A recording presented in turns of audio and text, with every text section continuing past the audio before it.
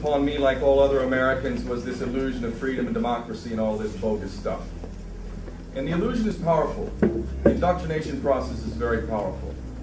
But unless we can manage to see through this indoctrination, what chance do we have to solve our problems? Unless we can see the world for what it is, how is it possible to solve the problem?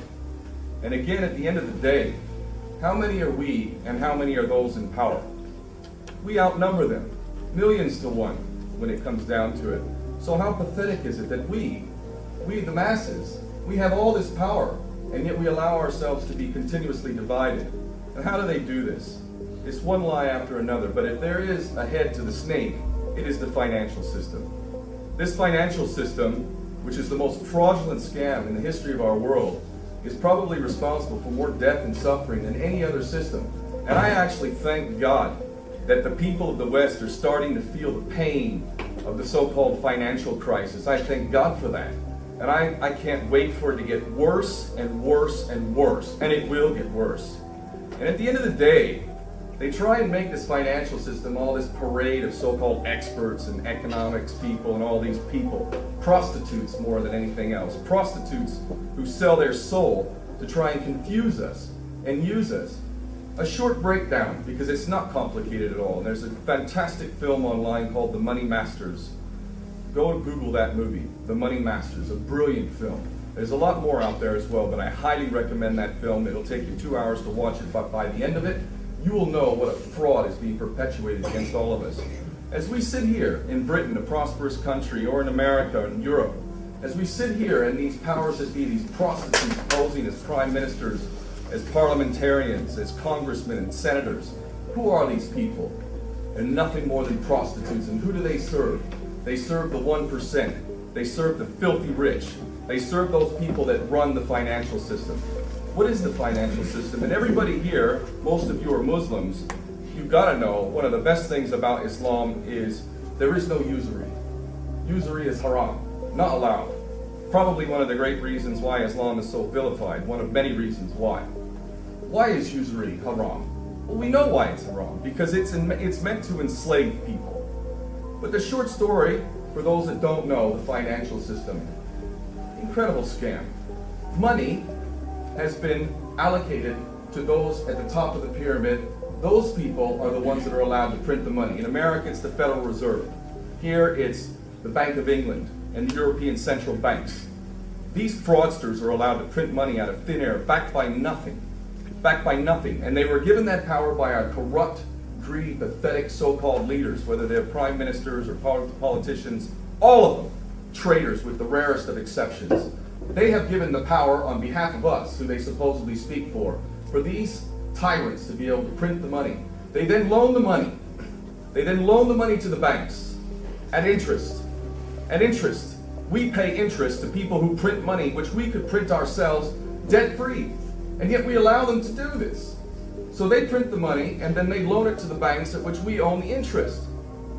And they've had this fraudulent system in existence for many, many hundreds of years now. And this system is inherently debt-driven. The point of it is to indebt us, so that we have to pay more and more taxes to pay off a debt that can't possibly be paid off. Because the amount of debt that is created from the money that is printed, there is not enough money in circulation to pay off the debt. So there will always be debt. There is no way to balance the budget. We will always be in debt. So while we're having these so-called austerity measures being played out in front of us, while education is becoming far too expensive for most working class people to be able to send their kids off to university, while our social services are being cut, systems are being privatized, and you're wondering how you're going to keep a roof over your head or a job and put food on the table for your family, we are paying debt. To who? This is the one question. The one question when they talk about the debt and the need to cut social services and increase your taxes, why are we doing that? Because we're in debt. To who? Who do we owe the money to exactly? Do we ever think about that? Who do we owe the money to?